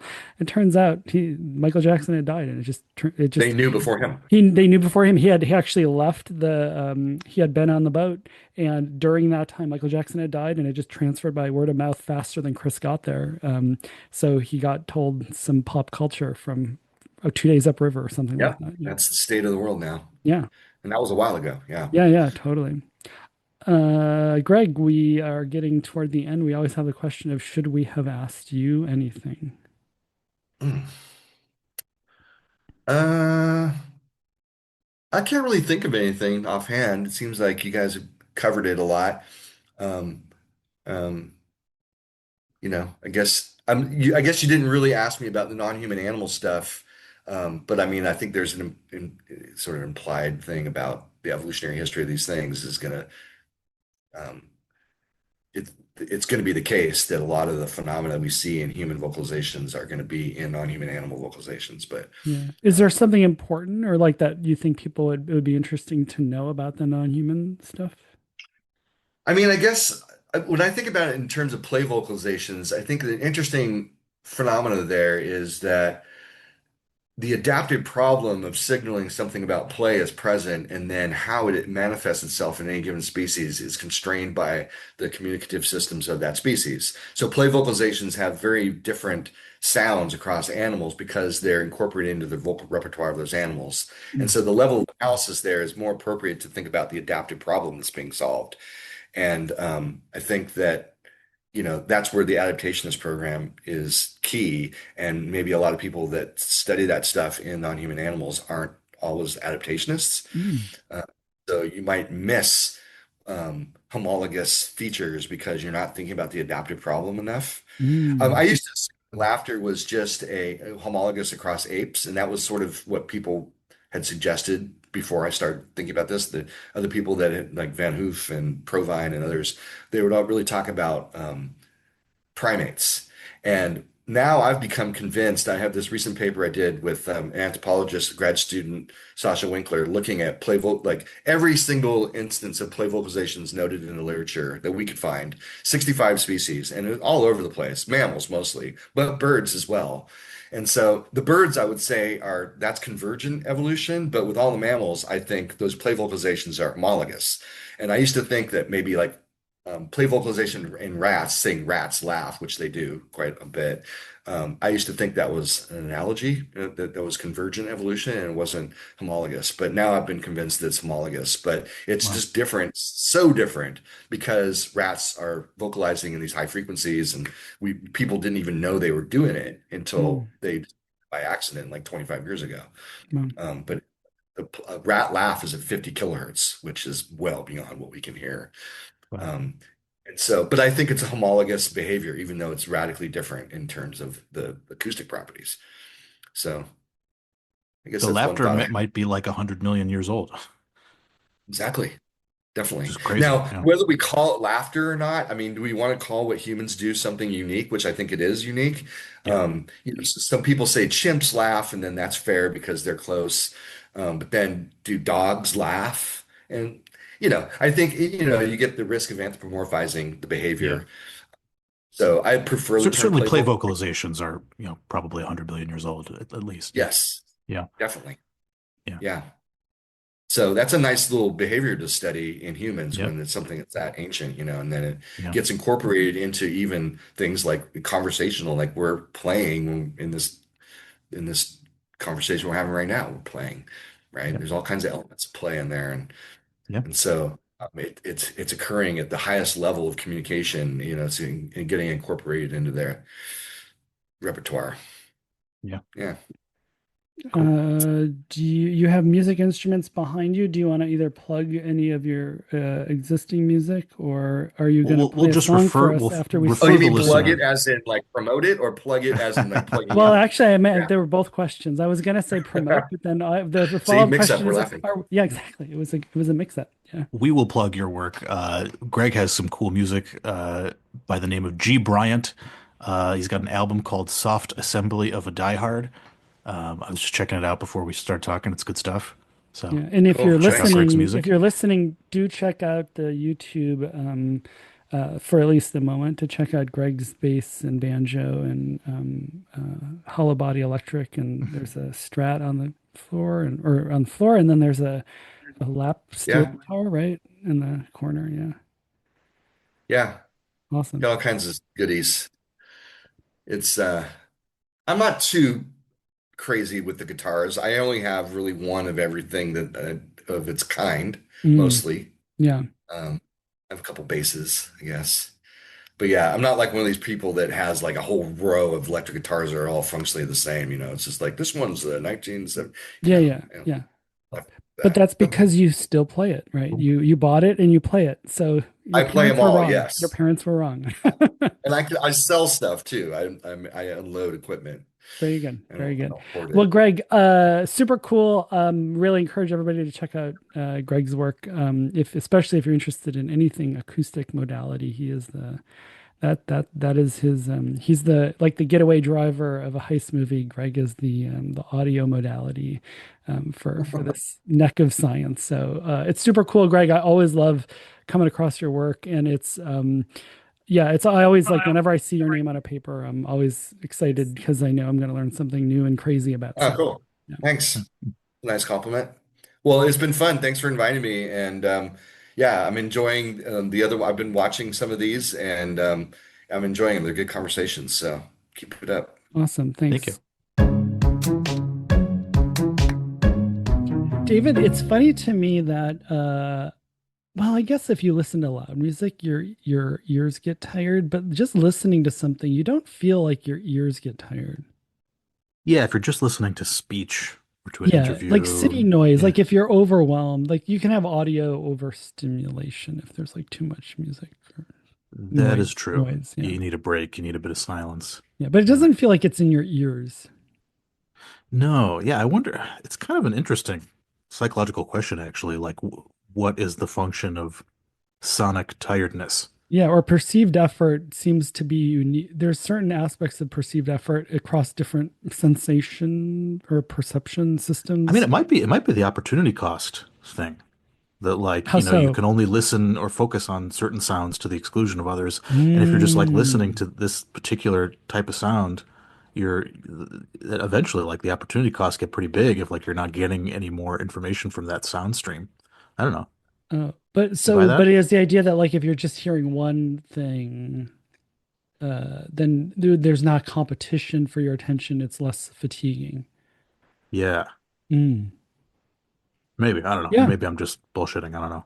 Yeah. Well, a PSA is if you have after moving from Germany to the US, all this loud music and TVs in restaurants and third places. Ugh, I hate loud Please restaurants and just loud let bars. people. Oh my God. There's a, as David says, there's a loneliness epidemic. Please just turn it all off. Like Oh let my people just God. have conversations, please. Don't get me started. Ugh, Yeah. and people have parties at these loud bars and you can't even hear anyone Yeah. talking. Like what? Yeah.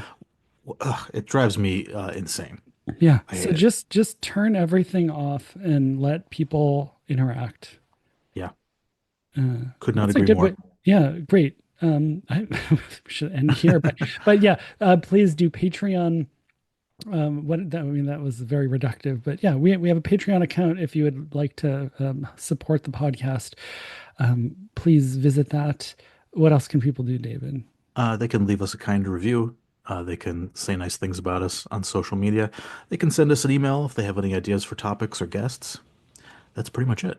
Yeah, that's great. And yeah, it was really nice to talk to Greg for 2 hours. I wish we could, oh, I don't know, play out his music. But you know what? I don't know if you know this, David, but I've been playing the full theme song at the end of the episodes because it's just so lovely. Oh, thank you. That's Yeah, nice. there's not enough glockenspiel in life. I could not agree more. I'm a Yeah, big fan of the Glockenspiel. yeah. So Feel sit back, like, relax, and yeah. enjoy the next 30 some. Sorry, I cut you off about glockenspiels. I don't want to cut No, I anyone was off just gonna about say it glockenspiels. had a big moment in like the early 2000s. I feel like with the Harry Potter theme, you know, and then Mm, it just kind of disappeared. Like, what's the deal? Bring it yeah. back. It's a Yes. beautiful instrument. So, Lovely. so that's our second rant here is turn everything off in these third places and bring back the glockenspiel. Yep. Bring it back. Yeah. See you next week. See ya.